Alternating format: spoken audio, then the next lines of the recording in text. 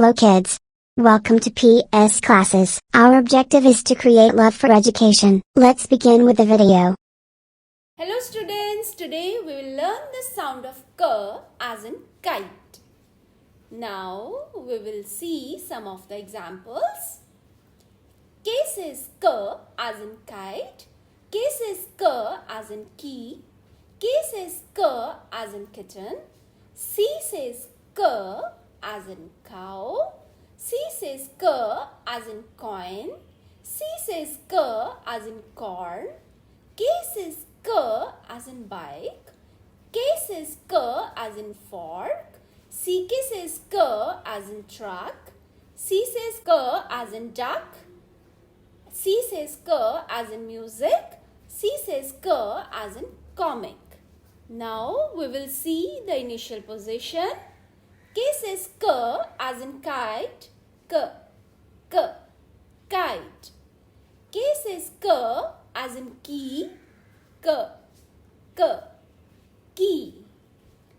K says k as in kitten. Kitten. C says k as in cow. Cow. C says k as in coin. Coin.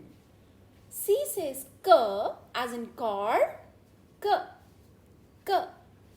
Corn.